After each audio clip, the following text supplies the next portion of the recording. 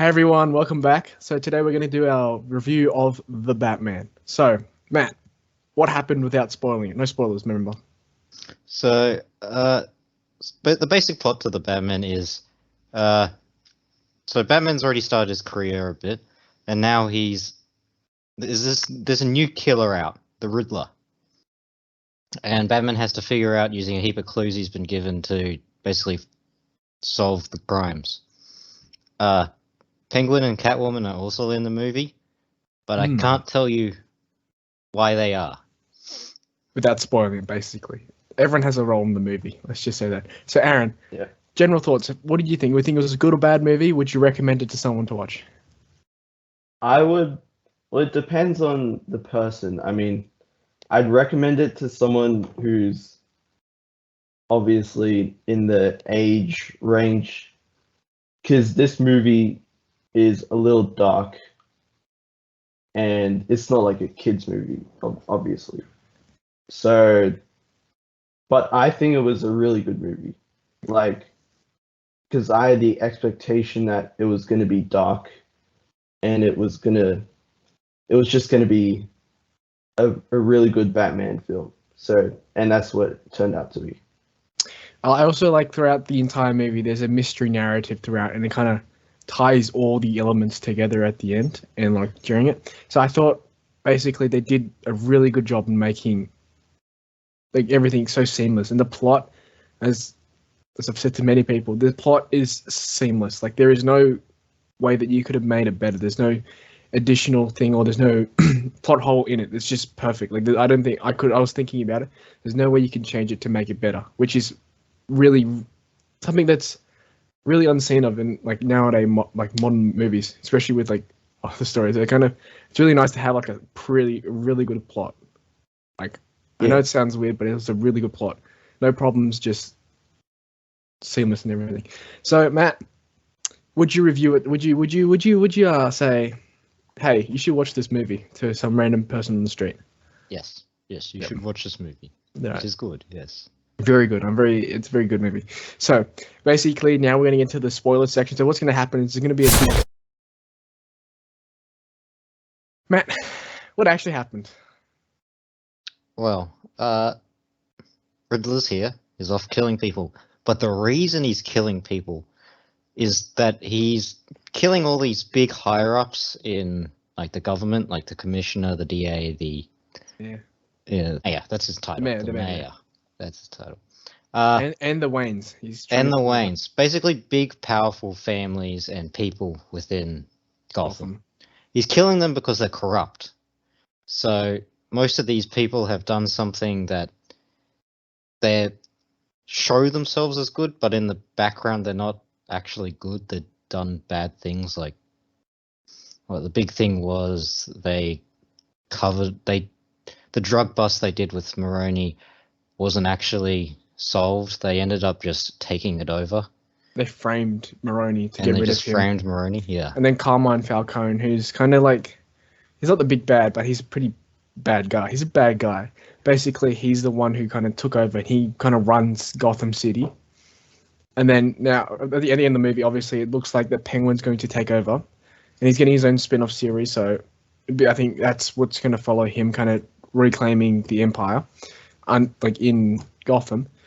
I think also the Riddler's plan, very well executed. Like one thing that like there's no kind of that cartoonish, silly, oh, I'm gonna tell you my plan before it's even done. Like every plan that he had, pretty much he was told as it was going on, or like an hour before it happened. I think that was especially clear with the Bruce Wayne when the Riddler wanted to go kill Bruce Wayne, as he thought he would be the atonement for his father's sins, because Thomas Wayne was a corrupt person, and then basically there was like it's kind of like a mystery of like Alfred opened the package that was sent to blow up and kill Bruce Wayne, but yeah, that happened an hour, and then Batman realizes so he calls Wayne Manor. Alfred then opens. Alfred's already opened the package. It's been an hour since Batman's called and realized what's happened. So I think the Riddler was ahead of everything, and he knew what was going on, and he was a competent villain. He wasn't just some bimbling idiot. Like like the Jim Carrey one. He's actually this guy who's intelligent, smart, thought out, and planned. I also liked how he used Batman as a tool. And he used it, as he said, like I'm mentally strong, but I'm not physically strong. But you have the strength to do it for me, and so he used it as a manipulation of it.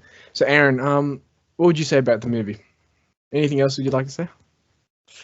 I think, yeah, adding on to that, they definitely made Riddler like the mastermind throughout the film. He always was like more intelligent than everyone else in the room, and I really like that. And that they didn't just make him like seem like an idiot, or Yeah. they didn't really make him seem like not smart. Also, the cinematography in this movie is incredible. Like every shot has a purpose, and I really like it. Like some of the fight scenes are incredibly shot, well lit. The Bat costume looks amazing, especially Robert Pattinson. He's got a really good chin for the Batman costume. You need to have a good jawline for Batman, but basically, I think especially in the movie, all the acting was where everyone performed to their top quality. I think standouts were Robert Pattinson, Zoe Kravitz did a really good job as Catwoman. I think Colin Farrell had like a ball with Penguin, and also like Jeffrey Wright as Jim Gordon. I think he was perfectly cast. But yeah, so I think overall, really solid movie by everyone. Matt Reeves had good direction. It was a good director. I really want to see more of this universe, but it looks like we're getting 3 spin-off shows, if I'm not mistaken. We're getting The Penguin, a GCPD, and now an Arkham Asylum one, which really interests me. This is because like at the end of the movie, guess who appears? The Joker, but like only very briefly and very small. And so that's an illusion. That's the speculation for the future. Basically, we should actually go into speculation time. I think that makes sense. So Matt, give us your thing about Hush.